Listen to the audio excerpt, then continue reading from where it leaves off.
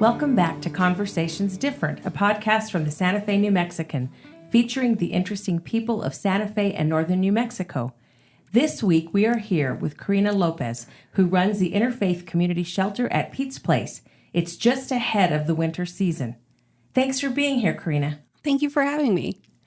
Let's start by telling people about the history of Pete's, because there's so many new people in town, they might not know how the shelter came to be. And it's really, I think, an inspiring story. Yeah, and it came about, I want to say 2007, 2009, where we had some really harsh winters, and there was homeless individuals dying of hypothermia in the streets. So several faith groups came together. They created the Interfaith Leadership Alliance, and each church or place of worship decided to host a night.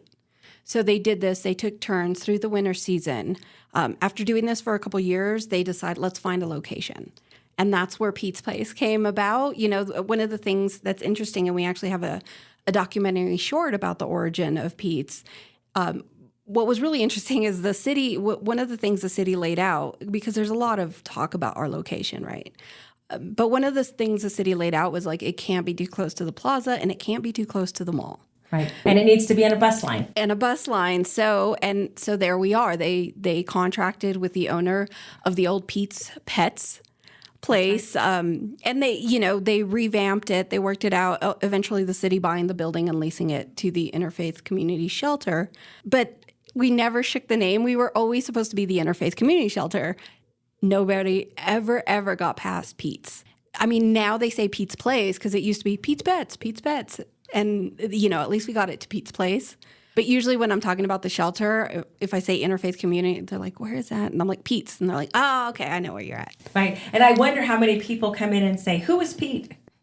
Interestingly, yes, we get people like, who's Pete? And those are the newer people. A lot of the people who've been around Santa Fe know the old store. Yeah. So they know that used to be a pet store. It was a very cool place because they had dinosaurs on the roof, and everyone who drove by always liked looking at it. So obviously, we, as a city, we said we don't want people freezing to death on our streets, and we want them to be safe. But it seems like more and more we also would like them to be invisible or somewhere else. How are you dealing with kind of the frustration or lack of compassion, if whatever it is, with people who are worried about having so many people who are obviously down on their luck and don't have any place to sleep? Yeah, and it's a challenge because nobody, it's hard to see people in that position and to understand the complexity. The majority of the guests at Pete's Place, and we don't call them clients, we call them guests, the average age, I think, is 49. And the more chronically homeless or the longer they've been homeless, it jumps up by like 10 years. Yeah. So there is somewhat of an idea of that these people just need to get a job and lift themselves up by their bootstraps and get out there. And the reality of that is just much more complex and different. It's not that simple. Yeah. So, I mean, visibility-wise, yes, it's rough seeing people just, outside of our gates or around the area, but that's the reality. That's what those people are going through. And, there is this weird perception that people are choosing. And I'm like, I've never come across a homeless individual who's like, I love being homeless. I think they do get into a mindset of like, I'm not going to go into a shelter or to a program where I have to live under specific rules or constraints. Mm-hmm. So yes, they do elect camping, but nobody's ever like, yes, I just want to be homeless and not have anywhere to like lay down for the evening or be out in the arroyo. It's, I've never come across that. No, and everyone who doesn't deal with unhoused people knows that for a fact, that they choose this. They won't come in. And what I always say when people say, gosh, it's so awful, to see this in our city. And I say, well, imagine what it's like not to have a public restroom or a restroom and not be able to sleep at night except on the sidewalk. Yeah. I mean, it's a lot worse for the people who are going through it than it is for us looking at it. Exactly. And I think that's honestly, if you talk to a lot of our guests, I think their biggest thing when you ask them like, hey, what do you want people to know is like, I'm a human. I'm not perfect or whatever happened that's led me here. But that a lot of people will divert like looking directly at them, and it's such a social thing to like make eye contact. So I think for a lot of people, it it feels really dismissive to like look away and like, I don't want to see you. Yeah, it's true. I mean, Pope Francis is the one, when people were talking about whether you should give money to homeless people or to beggars on the street, he was like, give them $1. It's not going to hurt you or them. And even if it does, they're human. And if you don't want to give them money, at least look at them and say hello and recognize their humanity. And I thought that was, pretty good advice from, someone who's a lot holier than I am. Well, absolutely. Yeah. And actually, I was asked about that. And I guess I get asked that frequently. Yeah. Now, for me, it's a little bit challenging because I work at the shelter. So I see a lot of the individuals. But just in general practice for me, especially with people, it's a little bit different now, but back in the day, there was a lot more alcohol abuse and people dependent on alcohol. And for me, it was like, you got to understand when somebody's asking for money, like, yes, they're going to go buy alcohol, but if they don't, they could die because alcohol withdrawal can kill you. You can have seizures, delirium, tremors. So for a lot of people, that's actually life and death. Yeah, no, that's a great point. And I one of the reasons as you know, I volunteer at the shelter on Saturdays during the winter. I check the people in. That's my very small little job. But one of the reasons I started doing it is I was really curious about whether the people who were begging on the medians were the same people who went to the shelter. And at that time, there was very little overlap. It was a different group of people. And those people also might have been homeless, but they weren't at Pete's for whatever reason. And there's a little more crossing now than there used to be that I've seen. But what I noticed is that there's so many people who knew the rules better than all the volunteers and had come in and out. And one of the kind of challenges at a shelter is to find a more permanent place for people. And has that become more of an urgent thing, since the pandemic?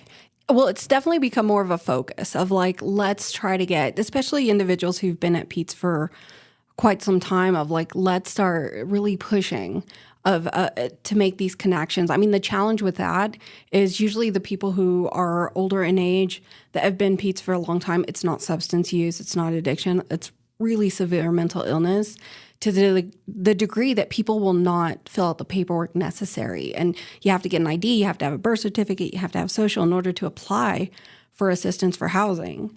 So that's a really important piece that does become a bit of a barrier when somebody's paranoid due to their mental illness and won't do the work to get all the documentation and fill out the paperwork to get housing.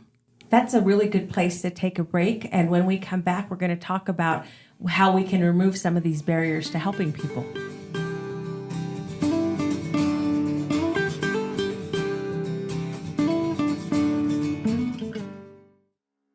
Thanks, Inez. This is Patrick Dorsey, publisher of the Santa Fe New Mexican. We hope you're enjoying this episode of Conversations Different with Inez Russell Gomez. Great local content is only possible with a talented staff dedicated to bringing you the best local content possible. For that staff to do its work, we need your support by subscribing to the Santa Fe New Mexican. If you're already a subscriber, thank you. And if not, there's never been a better time to subscribe. In addition to our home-delivered newspaper that comes with full digital access, we also provide digital-only subscriptions for SantaFeNewMexican.com. We'll also be releasing more online-only audio and video programming moving forward. The Santa Fe New Mexican has been here for nearly 175 years, and we want to continue being your source for local news and information. Visit us at SantaFeNewMexican.com/subscribe or call us at 505-986-3010. Thank you. It's a new day in New Mexico, and the doors to boundless opportunity are open as tens of thousands of New Mexicans reach higher to pursue a dream, broaden their horizons, and retrain for a better job. With the New Mexico Lottery and Opportunity Scholarships, you could build yourself a better future anywhere in the state. You put in the hard work, we'll help with the costs. For eligibility details, visit reachhighernm.com.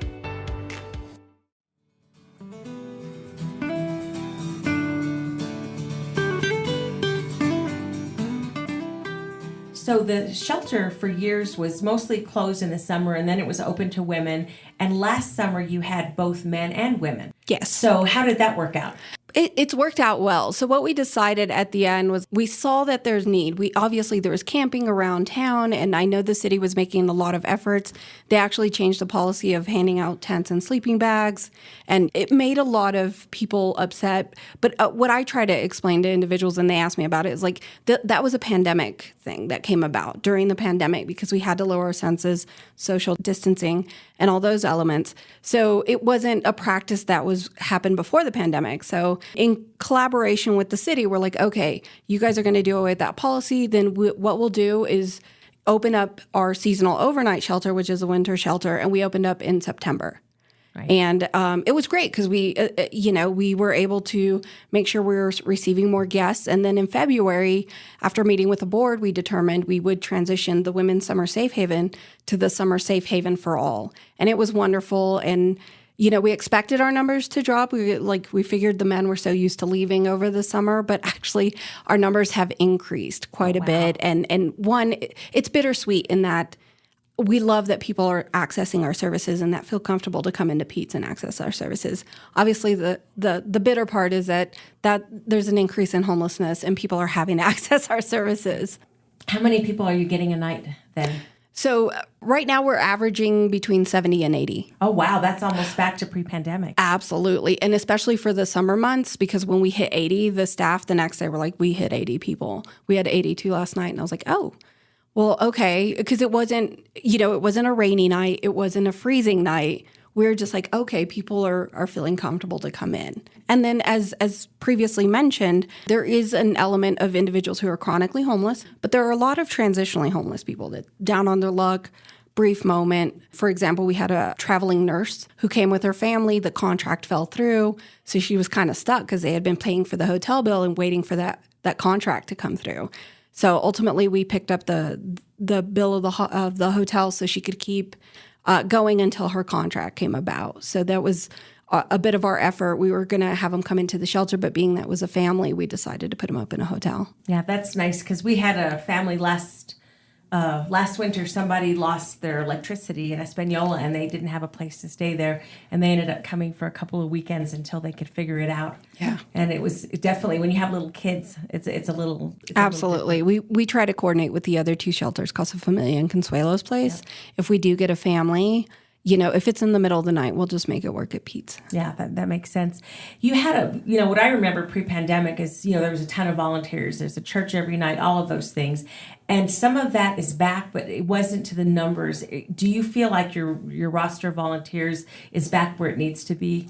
I think we're still building it up. Uh-huh. I mean, I'm glad to see that we're still having quite a number of volunteers. And it's a blessing because it's the only agency that I've been with that just has an amazing group of volunteers. We have the core teams who are there year-round. We have host teams, which are different groups that come in, will sponsor basically a night and stuff like that. And then just individuals that come in. And it's just wonderful. I've never, again, been in an agency that has so many volunteers. But yes, we are trying to build back that core group of volunteers that are just willing to come in and help us out. Because if Pete's had to hire that many people to cover it, it would just be crazy. Yeah, you couldn't. Because one of the big things is that people who don't even go into the shelter will bring food by. Yes. And they used to have every night would be, like the Catholic Church, the Methodist Church, yes, or whatever. And that's still covered. But last year, a couple of nights would go short and you'd go get pizza or you'd do something else. Or, Desiree would be in the back cooking something at 5 o'clock. And I hope that people are used to that routine again. Yeah, and we're definitely trying to bring that back where we have, we still do. And for our summer months, we really give a lot of our host teams a break. And it's like, hey, it's summer, take a break, and really start building it back for the winter. So we're working on that. The other thing that we brought back post-pandemic was dinner only. Oh, so yay. Yes, the shelter serves just dinner only, and our numbers have gone up. Because a number of our housed individuals will come in. That is their community. Yeah. So they'll still come in and have dinner and, talk and just interact and socialize. And really anybody who needs, it's really hard right now with inflation and the cost of living. So we really invite anybody who needs a warm meal or, a meal in the evening to come on in and have that. You don't know how happy that makes me. The absolute worst thing about being at a homeless shelter is when you tell somebody, no, we're not serving food and you have to leave. Oh, no. And it's been wonderful. And of course, the numbers have gone up, but we've been having to pull extra food. So that's been one of the challenges is the cost of food has gone up as well. So yeah, so people should donate money to Pete's if they can't volunteer. That's another way to help. Yeah. Absolutely. And I do have to shout out like the Food Depot. They're a huge partner in helping us being able to feed all these individuals. Yeah. So. One thing that's funny is like you're sitting there on a Saturday night and someone's had a baby shower and they bring all the leftovers over and all of a sudden you've got like cupcakes and really nice treats and that's everybody's dessert. Yeah. Yeah. And who doesn't love dessert? So there's some kind of cool stuff coming down the pipeline in terms of hygiene. Yes. Yes. This is another thing that gets me all excited.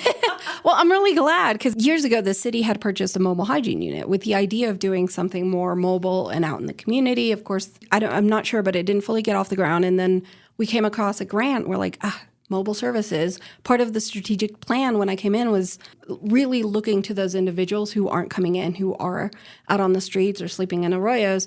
So, we got this grant to then utilize the mobile hygiene unit. So we're working with the city to utilize that to create basically our day services program. And I don't know if you're familiar with our day services, but we offer showers, we offer lunch.